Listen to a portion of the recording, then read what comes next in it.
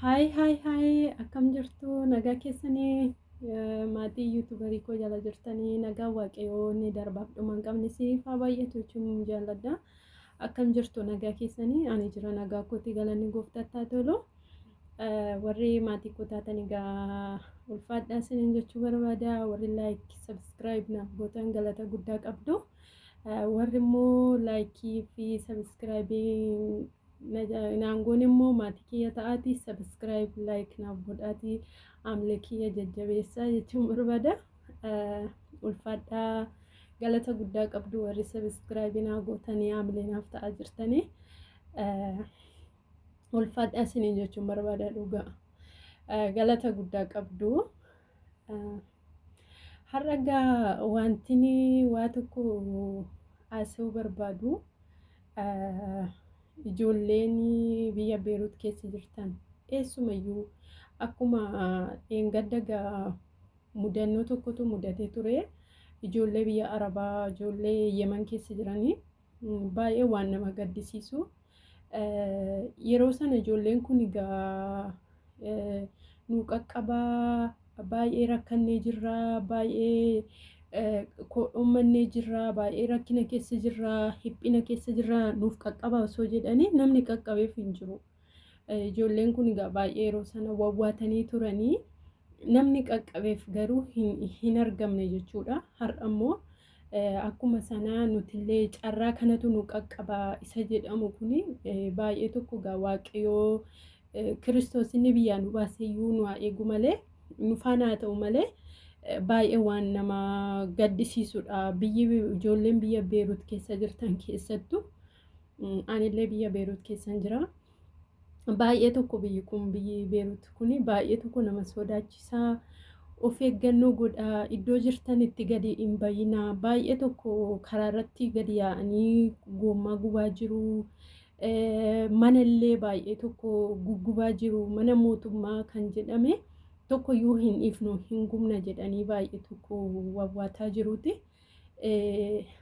Nutillee carraa'uun ijoollee Yemen sana qaqqabee nu qaqqabaa isa jedhamu sana baay'ee ani karaa koo garuu baay'ee yaaddoo keessan jira. Na Kiristoos immoo isa abdannee biyyaa baane Kiristoos nu haa eegu.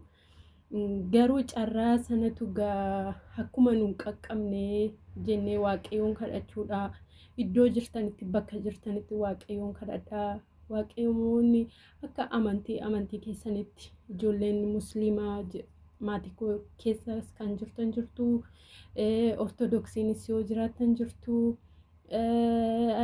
Waaqeffannaas warri immoo kiristaanas taatan warri immoo pheenxees taatan pheenxeen egaa akkuma jedhamu pheenxeedhuma jedhama diree pheenxee jedhuga anillee pheenxeedha karaa koo. Amantiin kamiyyuu Oromoon amantiidhaan waliin qoqqoodu beektanii Oromoon Oromummaa isaatiin qofaadha tokko. Nuti tokkodha Oromummaa keenya dhiiga keenya lafee keenya tokko malee amantiin Oromoo tasuma illee gargar hin baasu. Kanaafuu ijoollee Oromoo iddoo jirtanitti akka amantii keessanitti rabbi keessan warri musliima taatan rabbi keessan kadhadhaa. Warri pheenxee taatan Kiristoosiin kadhadhaa. Warri immoo ortodoksii taatan immoo waaqayyoon kadhadhaa. Tokkuma nutuyyuu maqaa adda addaa qoqqoodate malee waaqayyooma beektanii tokkumadha. Rabbi rabbumadha. Inni tokkumadha.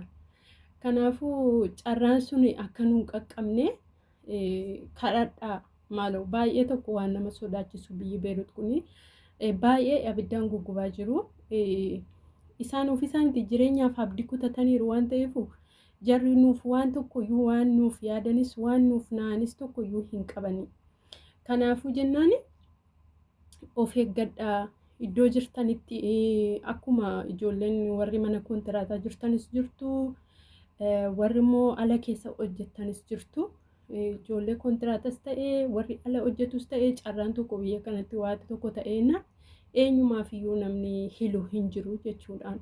Kanaafuu eenyumtiyyuu abdiin keenya paaspoortiif iqaama osoo hin taane Kiristoos isa biyyaa nu baasedha waan ta'eef. Kanaafuu Kiristoosumatti bo'uu qabna. Biyya kana keessa akka waaqayyo nagaadhaan nu baasu biyyi kun baay'ee tokko ofiif jarri abdii kutatanii jiru, jireenyi waddadee jira. Akka malee bakka yooyyuu warrumti birrii qabuyyuu yoo suuqii deeme waan nyaatan argata hin jiranii.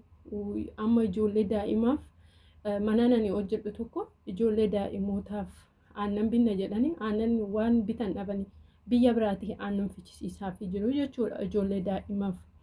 Kanaafuu jarri ofii isaaniiti jireenyaaf abdii kutataniiru waan ta'eef nuuf immoo waan tokko waan nuuf ilan tokkoyyuu hin qabanii jirre. Kanaafuu jennaan ofii isaaniiti badanii balleessuudhaaf abdii kutataniiru waan ta'eef ijoollee Oromoo of eeggadhaa iddoo jirtanitti waaqayyoon kadhadhaa iddoo jirtanitti immoo gadi hin babbayinaa godaa keessa hin deddeeminaa wanti jaraaf dhufe immoo nuunis jaraaf hamaan dhufee jennaan nutis keessaa hin hafnu waan ta'eef kanaafuu of eeggannoo godhaa jabaadhaa isiniin jechuun barbaada ijoollee Oromoo waaqayyoon abbaan koo isin faana ta'uu akkasumas immoo har'a baay'ee waan nama sodaachisu yoo iddoon waa tokko iddoon safaraan ani hojjedhu tokko waan hin arge baay'ee abiddaan mana gugubaa jiru. Karaalee akkasumatti gommaa gugubaa jiru. Bakka yoo gadi baatan baay'ee tokko nama sodaachisaa. Jarri jireenyaaf abdii kutataniiru. Bilis ijoollee Beerut keessa jirtanii of eeggadhaa. Gadi hin babbayinaa, olii gadi hin deddeeminaa. Iddoo deemtan hundumatti xinniqqaaqee godhaatii deemaa, of eeggannoo godhaatii deemaa. Waaqayyoon immoo dura keessan haa bu'u. Hunda keenya waaqayyoon waa eeguu. Gooftaan inni biyyaa nu baasee nu haa eeguu. Baay'een isin galateeffadhaa. Naaf jiraadhaa. Galata guddaa qabdu. Ijoollee Oromoo baay'een isin jaalladha. Baay'een isin kabaja. Galatoomaa isiniin jechuu barbaada. Waa baay'ee immoo barumsa gaarii isin fidee dhufa. Na jajjabeessaa haamilee naaf ta'a. Like, subscribe naaf godhaati. Haamilee koo jabeessaa isiniin jechuu barbaada. Galata guddaa qabdu ijoollee Oromoo. Isiniin jedha, isiniin jaalladha, isiniin kabaja. Warri maatii koo hin taane maatii koo taate. YouTuberii koo naaf guddisaa isiniin jechuun jaalladha. Bye.